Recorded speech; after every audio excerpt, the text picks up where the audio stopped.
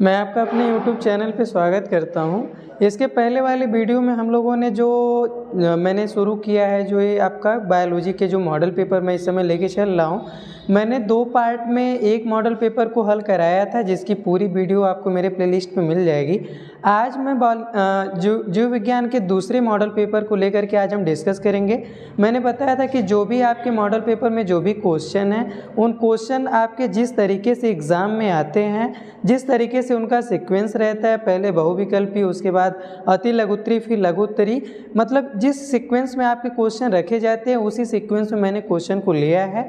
और साथ ही साथ उन क्वेश्चंस को मैंने पहले ही से रीराइट किया हुआ है। जो क्वेश्चन मुझे लग रहा था कि नहीं ये एक्सप्लेन करने में आपको थोड़ा सा कठिन है या मुझे एक्सप्लेन करने में थोड़ा सा कठिन लगेगा, तो उसका आंसर मैंने रीराइट पहले से ही राइट कर दिया है, जिससे आपको समझाने में और आसान होगा। और मैं पूरे मॉडल पेपर को आसान भाषा में समझाऊंगा, जिससे कि आपको जो भी क्वेश्चन आते हैं आपके बोर्ड के एग्ज़ाम में वो आज से ज़्यादा क्वेश्चन आए, या इसके अलावा भी अगर कोई क्वेश्चन आता है तो आप वहाँ से क्वेश्चन को आप आसानी से कर पाए। तो आइए आज हम शुरू करेंगे जीव विज्ञान का दूसरा मॉडल पेपर।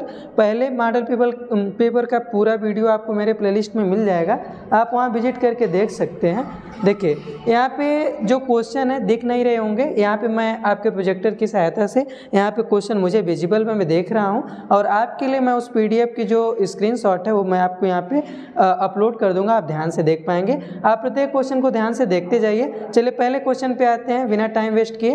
पहले टर्नर सिंड्रोम के लिए कौन सा संकेत सही है? अभी मैंने आपको बताया था जब मैं आपको पढ़ा रहा था ऑफलाइन में कि Turner syndrome, Patau syndrome, Klinefelter syndrome, Down syndrome, इस तरीके के जितने भी आपके सिंड्रोम थे यानी लिंग सहलंग जो आपके रोग थे मैंने उसको बताया था। इसमें आपको देखिए लिखा है AXX और 0।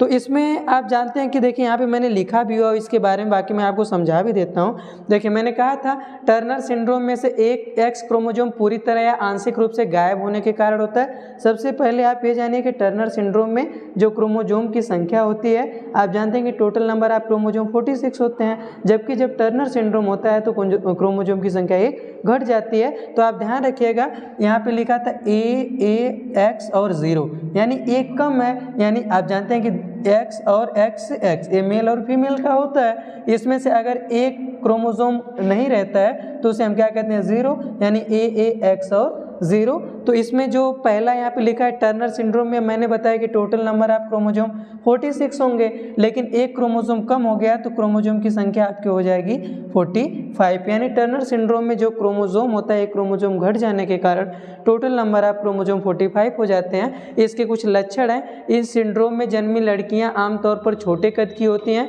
उनकी गर्दन पीछे की त्वचा मोटी होती है, उन्हें सीखने की अक्षमता यौन आहार में पहुंचने से समस्या होती है। तो इसमें जो आपका ऑप्शन सही था वो ऑप्शन सही है AX और 0, क्योंकि दूसरा वाला X क्रोमोसोम नहीं है यहाँ पे, जो कि ऑप्शन आपको विजिबल होगा। अब दूसरे क्वेश्चन पे आते हैं। देखिए आपके बहुविकल्पी क्वेश्चन, इसलिए थोड़ा सा मैं इसे फास्ट तरीके से। अब देखिए अगला है उपदंश उत्पन्न करने वाले जीवाणु हैं।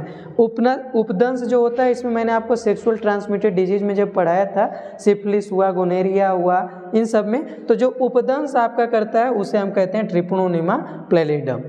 अगला क्वेश्चन है आपका देखिए यहाँ पे लिखा भी हुआ है ट्रिपोनोनिमा प्लेलिडम जो आपका उपदंश होता है, इसमें पेनिस के ऊपर आपके रेड कलर के रेसेस पड़ जाते हैं, ठीक, या लाल कलर के जिसे निशान कहते हैं। यहाँ पे देखिए लिखा भी हुआ है, थोड़ा सा मैं नीचे करता हूँ। देखिए इसमें लिखा है ट्रिपोनोनिमा प्लेलिडम जिसे स्पोरोफिटा पैलिडा के नाम से भी जाना जाता है, एक माइक्रोस्पोलिक स्पोरोजाइट जीवाणु है जिसकी उप प्रजातियाँ सिफिलिस, बेजोल और याज रोग का कारण बनती हैं। यह केवल, इसको मैं थोड़ा सा ऊपर करता हूँ, यह केवल मनुष्य के बीच ही प्रसारित होता है। अभी मैंने बताया कि ये क्या होता है, जो मेल का पेनिस होता है उस पे रेड कलर के क्या आ जाते हैं, रेसेस आ जाते हैं, जो कि एक तरीके का सेक्सुअल ट्रांसमिटेड डिजीज है। अगला क्वेश्चन है आपका निम्नलिखित में से संक्रामक के रोग नहीं है। तो आप जानते हैं कि जो कैंसर है इससे किसी तरीके का संक्रमण नहीं है।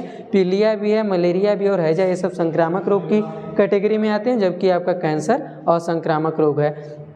इसके बाद लिखा है मोनोक्लोनल प्रतिरक्षी के लिए हाइब्रिडोमा।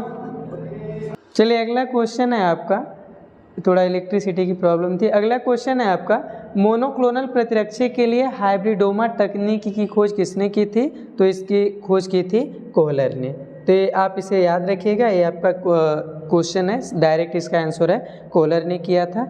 अगला क्वेश्चन है आपका, निषेचन के बाद पौधे के किस भाग से फल तथा बीज का निर्माण होता है। जितने आपके बहुविकल्पी क्वेश्चन थे, 4 बहुविकल्पी क्वेश्चन थे, जिसमें पहला क्वेश्चन जो टर्नर सिंड्रोम का था उसको मैंने बताया, जितने बहुविकल्पी क्वेश्चन थे उसको मैंने हल करा लिया। अब दूसरा जो क्वेश्चन आता है इसमें लिखने के लिए आता है, तो ध्यान दीजिए, लिखा है पहला क्वेश्चन, निषेचन के बाद पौधे के किस भाग से फल तथा बीज का निर्माण होता है। तो निषेचन के बाद आप जानते हैं, निषेचन के बाद जो आपके फल का निर्माण आपके बीज जो ओवरी यानी अंडाशय होता है उससे आपके फल का निर्माण होता है, जबकि जो बीजांड होता है उससे बीज का निर्माण होता है। इसको आप लिख सकते हैं इसी तरीके से जैसे आपको मैं बता रहा हूँ। मेंडल द्वारा कराए गए द्विगुण संकरण में F2 पीढ़ी में प्राप्त फिनोटाइप को बताइए। अब देखिए, मेंडल द्वारा कराया गया जो आपका डाई हाइब्रिड क्रॉस होता है उसमें जो फिनोटाइप अनुपात हमको प्राप्त होता है 9:3:3:1।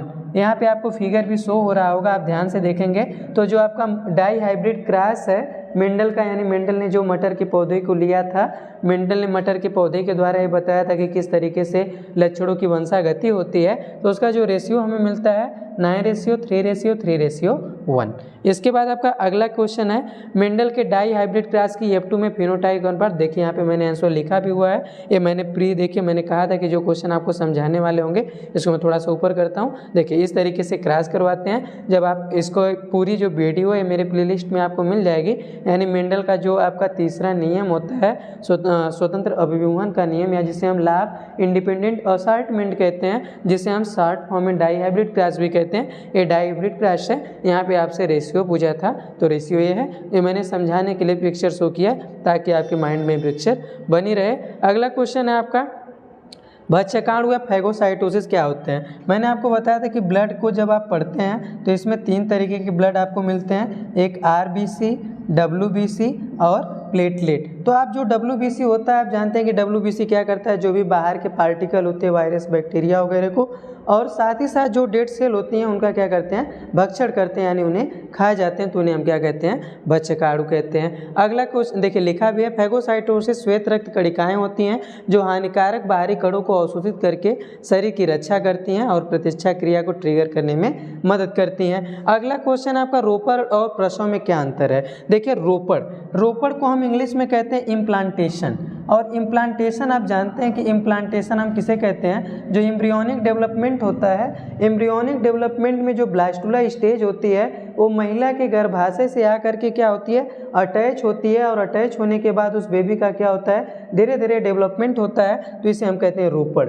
रोपड़ का मतलब होता है इम्प्लांटेशन, और इम्प्लांटेशन को मैंने बताया कि निषेचन के बाद जो आपका भ्रूण होता है वो महिला के गर्भाशय से आकर के अटैच होता है, और अटैच होने के बाद वो क्या होता है, उसका धीरे धीरे डेवलपमेंट होता है, तो उसे हम रोपड़ या इंग्लिश में इम्प्लांटेशन कहते हैं। यानी जो फोइटिस होता है वो आकर के फीमेल के जो यूटरस होता है उसे अटैच होता है, और साथ ही साथ उसे न्यूट्रिशन वगैरह लेना शुरू कर देता है, तो उसे हम क्या कहते हैं, रोपड़। और प्रसव को हम कहते हैं आपका जब वो बच्चा पूरी तरीके से यानी अपना पूरा गेस्टेशन पीरियड पूरा कर लेता है और जब पैदा होता है तो उसे हम क्या कहते हैं, प्रसव कहते हैं। ठीक, अगला क्वेश्चन है आपका, आयु का घुंडीनुमा संरचना क्या है। इसमें आयु का घंटीनुमा पिरामिड क्या होता है, तो इसमें आपके जो मानव वर्ग होता है, जो मानव होता है, और साथ ही साथ मध्यम वर्ग के जो जीव होते हैं उनकी समान संख्या को प्रदर्शित करता है, इसे आयु का घंटीनुमा पिरामिड कहते हैं। अगला क्वेश्चन है आपका, इसे मैं धीरे धीरे ऊपर करता हूँ। देखिए यहाँ पे लिखा भी मैंने आंसर, घंटी के आकार का आयु पिरामिड लगभग समान संख्या में युवा और मध्यम वर्ग की आयु के व्यक्तियों को एक साथ आबादी में दर्शाता है। अगला क्वेश्चन है, समयुग्मनजी तथा विषम युग्मनजी से क्या तात्पर्य है। तो इसमें देखिए सम का मतलब समान होता है और विषम का मतलब असमान होता है। तो जब मैंने आपको एलिल्स पढ़ाया था तो मैंने बताया था कि जैसे समयुग्मनजी का मतलब आप कैपिटल टी ले सकते हैं, ये भी समयुग्मनजी है, ये भी समयुग्मनजी है। जबकि अगर आप एक स्मॉल और एक कैपिटल लेते हैं तो इसे हम क्या कहते हैं, विषम युग्मनजी एलिल्स कहते हैं। तो आपका एक क्या है, ये समयुग्मनजी है, यानी समान है, ये भी समान है, और एक क्या है, डिफरेंट है, तो इसे हम युग्मनजी और विषम युग्मनजी कहते हैं। अगला क्वेश्चन है आपका, ग्रैफियन पुटिका क्या होती है, अंडो उत्सर्ग के समय इसकी क्या भूमिका है। तो मैंने आपको बताया था कि जो ग्रैफियन पुटिका होती है यानी अंडाशय में क्या पाई जाती है, ग्रेफियन पुटिका पाई जाती है। और ग्रेफियन पुटिका से क्या होता है, अंडो उत्सर्ग होता है, यानी अंडा निकलता है। तो देखिए यहाँ पे मैंने पहले से भी लिखा हुआ है ग्रेफियन पुटिका, यहाँ से ग्रेफियन पुटिका क्या होती है, तो ग्रेफियन पुटक से निकलता है इस चरण में FSH जो कि फॉलिकल स्टिमुलेटिंग हार्मोन है, और LH यानी ल्यूटिनाइजिंग हार्मोन है। जब आप मेंस्ट्रुअल साइकिल पढ़ेंगे तो वहाँ पे आपको FSH और LH आपको समझ में आएगा। ठीक, ये जैसे विभिन्न हार्मोन के द्वारा नियंत्रित किया जाता है। LH और FSH दोनों मासिक चक्र लगभग 14 दिन के बीच में एक चरम स्तर पर प्राप्त करता है। आप जानते हैं कि मेंस्ट्रुअल साइकिल क्या होती है, जो आपका एक क्या होता है, रिलीज होता है, और एक रिलीज होने के बाद जब वो खराब होकर बाहर निकल जाता है तो यानी 28 दिन के बाद दूसरी साइकिल शुरू होती है। तो इस तरीके से अंडो उत्सर्ग यानी अंडे का निकलना, यानी कार्पस लुटियम से आपके साथ अंडा भी निकलता है और साथ ही साथ हार्मोन का क्या होता है, स्रावण होता है। अगला क्वेश्चन आपका वाय भ्रूणी कला क्या होती है, एक उदाहरण दीजिए। वाय भ्रूणी कला में आप जानते हैं वाय भ्रूणी कला, कला का मतलब होता है मेम्ब्रेन, वाय मतलब बाहरी, भ्रूण के बाहर जो मेम्ब्रेन होती है उसे हम क्या कहते हैं, वाय कला मेम्ब्रेन कहते हैं। और ये मेम्ब्रेन क्या करती है, उसके उत्सर्जन से संबंधित है, उसके न्यूट्रिशन से संबंधित है। तो ये आपका इसे हम क्या कहते हैं, वाय भ्रूणी कला कहते हैं, जो भ्रूण को क्या करती है, प्रोटेक्ट करती है। अगला क्वेश्चन है आपका तालाब के पारितंत्र का संक्षिप्त टिप्पणी लिखिए। अब तालाब के पारितंत्र क्या होता है, जो जीव होता है उसका उसके पर्यावरण से जो संबंध होता है उसे हम पारितंत्र कहते हैं, जिसमें जीव अन्य क्रियाओं को करता है। और तालाब के पारितंत्र में आप जानते हैं कि एक तालाब है तो उसमें हम किसको जानते हैं, मछलियों को जानते हैं, उनसे छोटे जीव को जानते हैं। तो इसमें जो आपके छोटे जीव होते हैं, फिर उनसे बड़ी मछलियाँ होती हैं, फिर उनसे बड़ी मछलियाँ होती हैं। तो इस तरीके से आपको तालाब का पारितंत्र होता है। उसमें जब सबसे छोटे क्या होते हैं, जो जीव होते हैं, यानी उसमें आपके जो छोटे छोटे आपके स्मॉल आपके प्रोटोजोआंस होते हैं या काई वगैरह होती है, उसके ऊपर उससे बड़ी मछली, फिर बड़ी मछली, इस तरीके से पूरा क्या होता है, तालाब का पारितंत्र बनता है। अगला आपका क्वेश्चन है युग्मनज से आप क्या समझते हैं, कितने प्रकार का होता है।